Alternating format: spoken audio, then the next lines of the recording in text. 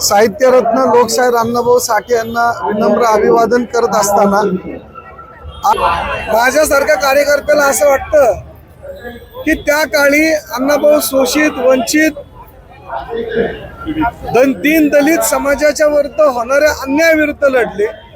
महाराष्ट्र मातीचा एक सत्पुरुष त्या काळी बेळगाव कारगार महाराष्ट्रामध्ये सामील झाला नाही म्हणून त्याची खंत त्यांच्या मनामध्ये होती आणि ती खंत त्यांनी आपल्या पोवाड्यांमधून आपल्या गीतांमधून त्या काळी मांडली। सांगलीवरून हे कुटुंब चालत निघालं, 6 महिने लागले त्यांना। मुंबईतील चिरागनगर सारख्या झोपडपट्टीमध्ये त्यांचं उभं आयुष्य गेलं। त्या अण्णाभाऊंनी झोपडपट्टी ते रशियाचा प्रवास आणि आज 21 देशांमध्ये त्यांचं साहित्य भाषांतरित झालेलं आहे। असं वाटतं की 2026 ला अण्णांनी परत यावं। या देशातल्या या महाराष्ट्रातल्या आजही चाललेल्या जे काय अन्याय आहेत आज विषय बदललेत। आज महागाई आहे, बेरोजगारी आहे।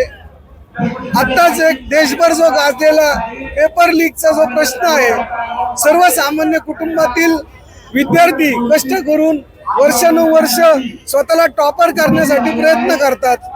अशा आंदोलनांबद्दल अण्णाभाऊंनी आपल्या लेखणीतून काय मांडलं असतं?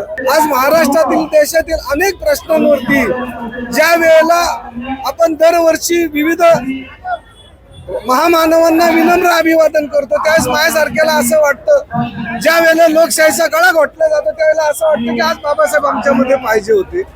ज्या वेळेला समाजामध्ये जिथं जिथं अन्याय होतो त्यावेळेला असं वाटतं की आज साहित्यिक या महाराष्ट्रातले शांत का? ते या सगळ्या असंतोषावरती बोलत नाही।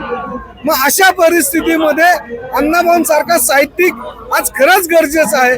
मी आज त्यांना विनम्र अभिवादन करतो आणि त्याचबरोबर परमेश्वराजवळ विनंती करतो की आज पुन्हा एकदा आमच्या अण्णांना पाठवा। 100% मिळायला पाहिजे। त्याचं कारण असं आहे की आपण भारतरत्न कोणाकोणाला दिला त्याची जर काही यादी काढली तर मग दीन दलित आणि शोषित समाजासाठी ज्यांनी आयुष्यभर लढा दिला त्यांना भारतरत्न का नको?